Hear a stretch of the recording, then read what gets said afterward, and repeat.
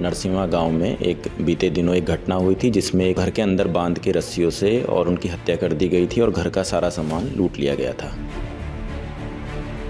और वो case workout हो गया था, 24 घंटे के अंदर वर्कआउट हुआ। इसमें 4 अभियुक्त गिरफ्तार उसी दिन पुलिस ने कर लिए थे। जो सभी अभियुक्त थे सभी के विरुद्ध 12-12, 15-15 मुकदमे थे, आपराधिक रिकॉर्ड था। नकबजनी, चोरी, लूट, हत्या सभी मुकदमे उनके ऊपर दर्ज थे। फायरिंग में बचाव में पुलिस ने भी अपने बचाव में फायरिंग की, जो इसके पैर में गोली लगी।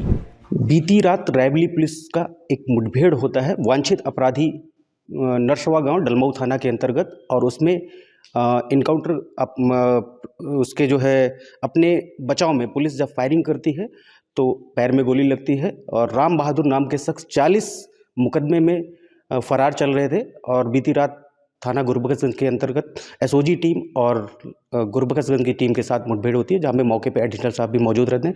उसी के सिलसिले में हम बात करते हैं। एसपी डॉक्टर एसबीर सिंह हमारे साथ है कि सर पूरा मामला क्या था और किस तरीके से इनको पकड़ा गया और कैसे इनके साथ मुठभेड़ हुई सर? देखिए, थाना डलमऊ में नरसिंहा गांव में एक बीते दिनों एक घटना हुई थी जिसमें एक बुजुर्ग व्यक्ति जो 58-60 साल की आयु थी जिनकी, उनको घर के अंदर बांध के रस्सियों से और उनकी हत्या कर दी गई थी और घर का सारा सामान लूट लिया गया था।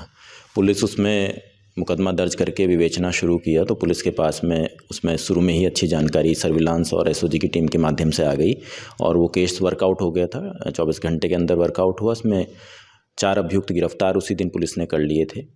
उनमें जो सभी अभियुक्त थे सभी के विरुद्ध 12-12, 15-15 मुकदमे थे, आपराधिक रिकॉर्ड था। नकबजनी, चोरी, लूट, हत्या सभी मुकदमे उनके ऊपर दर्ज थे।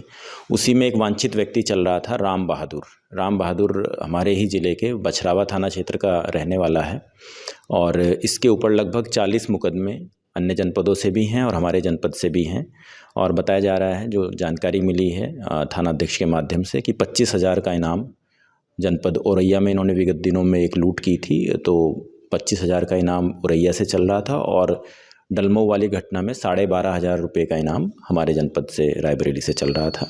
तो पुलिस इसकी खोजबीन में लगी थी लगातार। तभी रात गुरबख्शगंज क्षेत्र में पुलिस का इसका आमना सामना हुआ। पुलिस ने जब इसको रुकने के लिए कहा तो इसके द्वारा पुलिस की टीम पर फायरिंग की गई।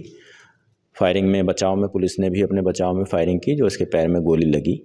सुरक्षित है अभी। और बाकी इसने और भी डिटेल उसमें बताई हैं। जो घटना में प्रयुक्त जो सामग्री थी वो भी इसके पास से बरामद हुई है। 1-2 जो चोरी का आइटम था, जो गोल्ड का आइटम जो घर से चोरी हुआ था, वो भी इसने बरामद कराया है।